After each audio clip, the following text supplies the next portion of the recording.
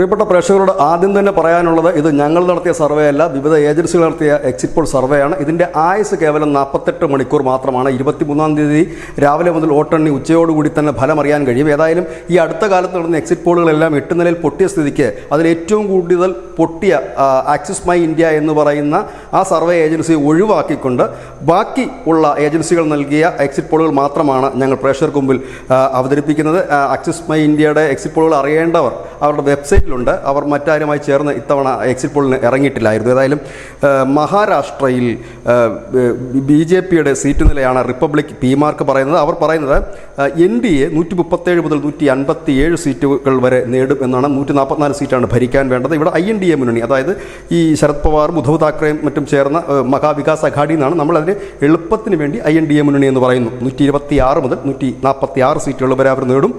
2 മുതൽ 8 സീറ്റുകൾ വരെ സ്വതന്ത്രരും മറ്റുള്ളവരും നേടുമെന്ന് പറയുന്നു.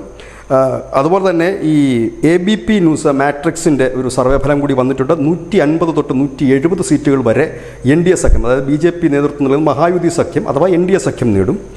INDA മുന്നണി അഥവാ മഹാവികാസ് അഘാഡി 110 മുതൽ 130 സീറ്റ് വരെ നേടും എന്നാണ് അവർ പറയുന്നത്. പോൾ ഡയറി എന്ന് പറയുന്ന ഒരു സർവേ ഏജൻസി, അവരാണ് ഏറ്റവും വലിയ സീറ്റ് നില BJPക്ക് പറഞ്ഞിരിക്കുന്നത്. 122 മുതൽ 186 സീറ്റ് വരെ. അവർ പറയുന്നതനുസരിച്ചാണ് കോൺഗ്രസ് മുന്നണി 69 തൊട്ട് 121 സീറ്റിലേക്ക് ഒതുങ്ങും. സ്വതന്ത്രരും മറ്റുള്ളവരും ചേർന്ന് 12 തൊട്ട് 29 സീറ്റുകൾ വരെ. അതായത് ഇതുവരെ മഹാരാഷ്ട്രയിൽ വന്ന സർവേ ഫലങ്ങളെല്ലാം തന്നെ BJP സഖ്യം മഹാരാഷ്ട്രയിൽ തുടർഭരണം നടത്തും എന്ന് തന്നെയാണ്. ജാർഖണ്ഡിലെ സർവേ ഫലങ്ങൾ എല്ലാം തന്നെ BJPക്ക് കേവല ഭൂരിപക്ഷം പറയുന്നുണ്ട്.